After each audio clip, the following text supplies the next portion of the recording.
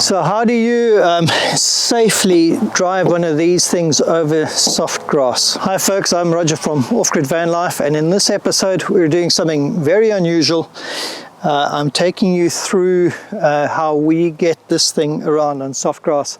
Now if you follow like the motorhome forums and that, invariably a thread arises every few months where somebody talks about and asks the question, what do you do to drive off the hard standings? So if you get to a place that doesn't have hard standings and has soft grass and that sort of thing, what do you do? And generally people are petrified of driving off the hard stuff. So, and we've seen that once or twice. We've been on soft stuff, and before you know it, you're spinning like crazy, and these wheels just churn up the mud, and before you know it, there's just a mud bath where the wheels run. We've driven onto pristine fields, and then when we've finally got off them, they are definitely no longer pristine. So people are very mindful of the fact that they can really bog down quite quickly in the winter, and so they're really scared to use their motorhomes anywhere other than on really hard stuff, good stuff. So what I want to do now is to show you, I'll show you where we're going to take this thing. Right, I want to put the motorhome into the barn here where we keep it in the winter, keep it out of the elements. And this little stretch here is usually quite treacherous to come around, and we usually slip around there. It's got a bit wet now. It's going to get a lot wetter in the season and a lot more like clay and very, very slippery over here.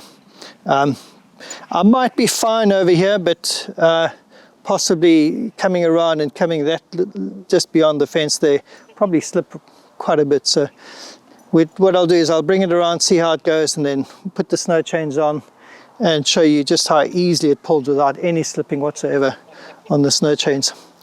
Come, lay up. So these are the secret to driving on grass, or one of the ways you can do it. These are our old fairly heavy duty chains. These probably cost about 120 pounds when we bought them years and years ago. But they were really for a 205 tire, and we've changed to 215. So they do fit on this now, but they are quite a snug fit. And they're quite heavy. I think they're 20mm links. Very, very solid metal, very heavy things. So these would still be my go-to in a bad situation. They're very tough, very good chains. We've been through one or two cheaper ones, and you need to be careful when you're buying chains. You don't buy too cheap. We bought these ones just to put them through their paces. These cost 70 pounds on Amazon, and they are so light. You can feel the metal is lightweight. So I'll be honest, I'm a little bit nervous that they are so lightweight, but we're going to try them on anyway, just see how they go. What's the worst that can happen? Rip out some brake pipes and things like that. But let's give these a bash and see how they work. What I do know is that snow chains are so kind to grass. Bare tires can be absolutely hell on grass, but snow chains love, and grass just love each other. Okay, let's get on with it.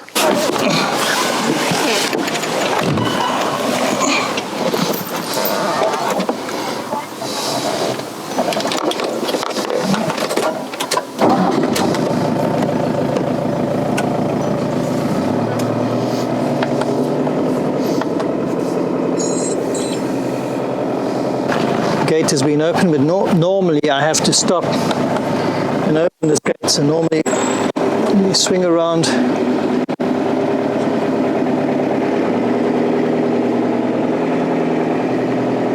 and make sure I don't hit the pole.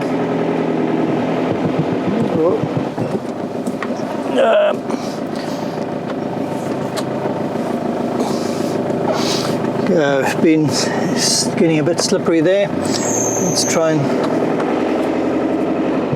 No, it's not going.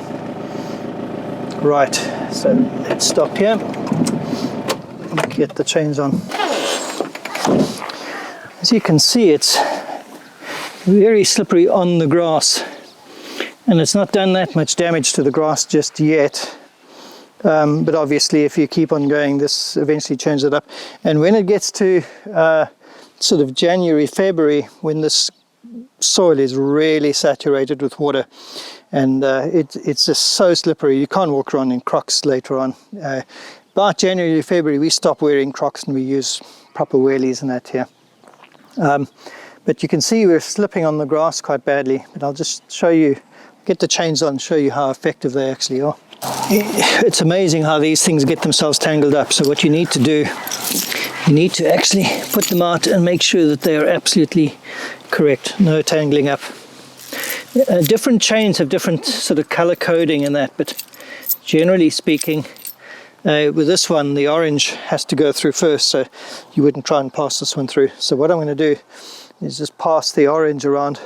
When you're going to do this sort of stuff, if you're traveling, actually have some sort of jacket ready. It's not going to be warm. Wherever you are, it's going to be cold and wet and windy and all that sort of stuff. So have something that's sort of old and dirty, or that you can get dirty, because you're going to be hugging the tire. You're going to have a really good hug with the tire. There are chains that are much easier to put on, miles easier than these, and I think I'm going to invest in a set, but they're sort of £200-300, so quite a lot of money. The other thing you're going to want is something that you can kneel on. Okay, if you've got nice young knees, then don't bother about it, but generally you need something decent that you can kneel on. It's soft here, so that's okay, but if you had a lot of gravel and stuff like that, if you're going to put these on while it was still on concrete or tar, you'd want to kneel on something. So take a pad or two that you can kneel on. Right, so let's get this there. Of course, when you do chains, you need some good nourishment to be able to do that. And this, thank you. Here's my nourishment, my energy to put the chains on. You gave me the tail. What if I wanted the head? It's the leg, silly. Oh, it's the leg. Right, let's see. Okay, first thing, you pass this through, so you've got it untangled. You pass that through there.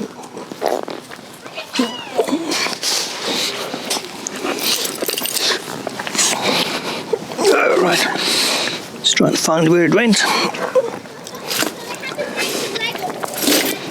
And you pull this over. Now, this is going to go into there like that, obviously. These just feel very weak compared to the others.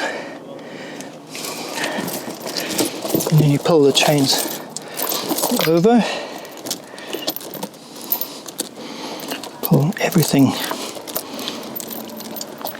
over that's meant to be over. You've got to make sure that the chain is completely untangled, totally untangled. On that side and this side, it shouldn't have tangled because it was the one that dragged through. So what will happen, this one is now clipped, this one is now clipped, so move that back over so you can drag these around a bit. This one we are clipping onto there. Okay, and you've got this ratchety thing, tighten the chains on. You need to wrestle them a little bit just to make sure they are seating properly. See, that's given me a few more clicks. And I'm going to do it just again, once or twice. Pull out the bottom. There we are. Now you would put this one there and in there.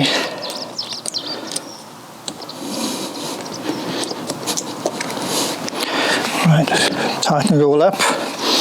And this you would bring, it's a bit stretchy, so you bring this pretty much as far as you can. So that has put that chain on. Like I was saying, they don't feel nearly as strong as the other chains, but it should be okay. We'll see. I'm happy that that is on properly. So let's do the other side and pass this through.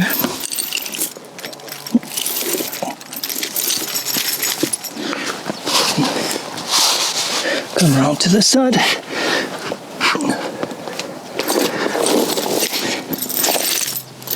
Pull the chain out and untangle it again.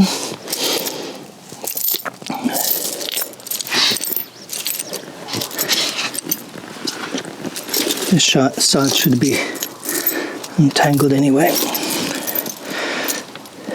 Grab the two ends.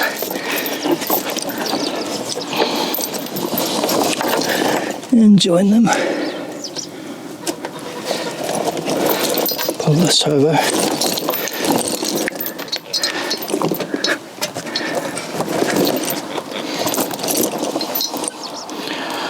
Again, hook that on.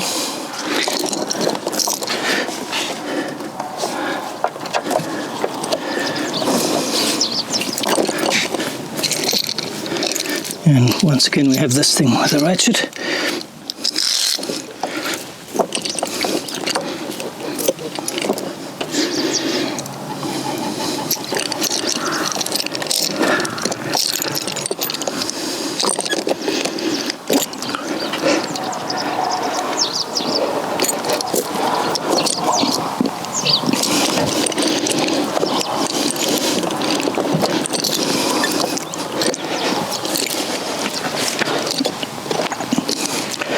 I think that's looking good.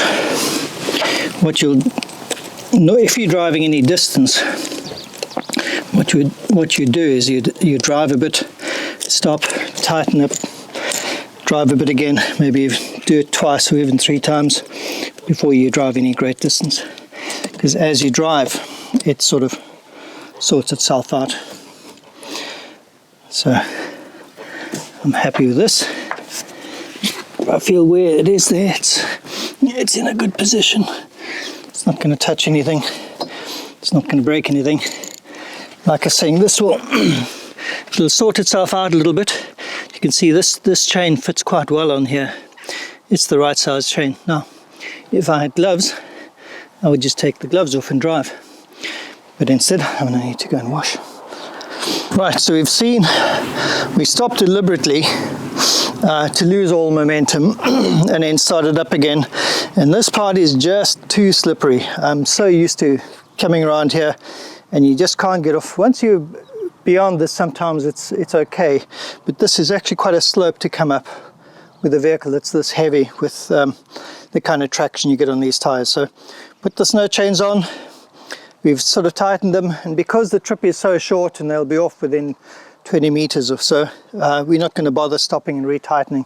But as I said, if you're driving any distance, you drive a bit, stop, tighten up, and maybe do that again, and then you're good to go for quite a distance. Obviously you can't go fast on these, otherwise you're asking for trouble. So you're not going to go 100 miles an hour ever. These are for extreme.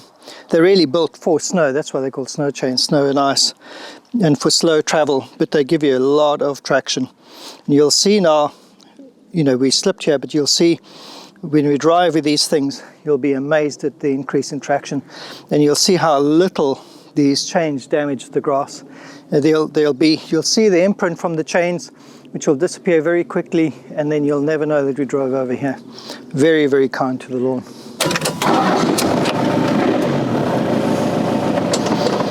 Right, let's give it a bash and see how it works. It does help to undo the handbrake. You notice how there's just no slipping.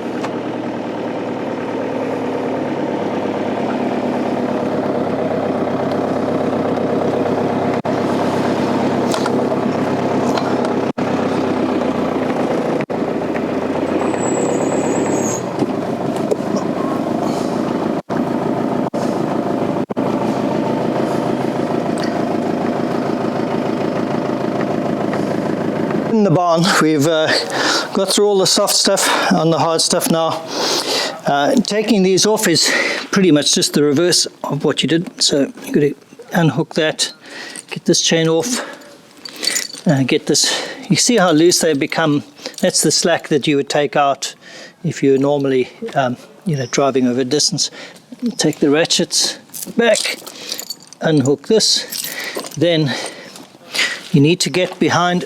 So where these hook up behind is where these things join, and this is the difficult part, is to getting these things, because you have to get into the mud a little bit there.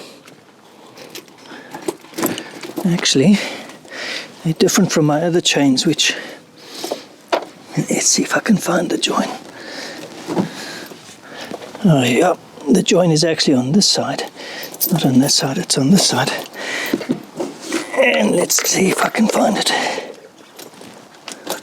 There we are. Got this off.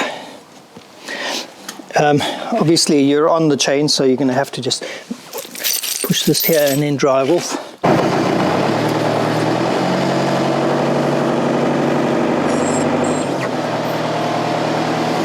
So we started, we put the chains on around about here. You can see just where they started digging in, just over here. And on this side they started taking about here. This is where they turned over and started. See how little damage they do. There was one place where it pulled a little bit, so these are fairly small chains, so a tiny scuff, and this is actually the only scuff on this entire stretch, which would recover quite quickly. But you can see how little damage, how little it marked, and how quickly the lawn would recover from this. So that's the advantage of using snow chains. And various folks have got a lot of theories about what you can use. So bread trays are one of the most popular. There's this theory from anybody who's not actually done it properly to cut a bread tray and use that bottom, and you know it's pretty useless, and you're going to get about a meter of travel on a bread tray. Snow chain is far better. Snow socks are not too bad. They are better than the bare tire, but actually they're still nothing like a snow chain. If you want to be really kind to the lawn, use a snow chain. And unlike mine, which are really dirt cheap, why don't you spend some decent money? I'm going to be spending £200 or £300 on the next lot that I get. There's some that are really easy to put on. But we'll do a future episode on how quickly you can use some of these modern snow chains. So thanks for watching, folks, and I hope you enjoyed this very different episode, and we'll see you in the next one. Cheers.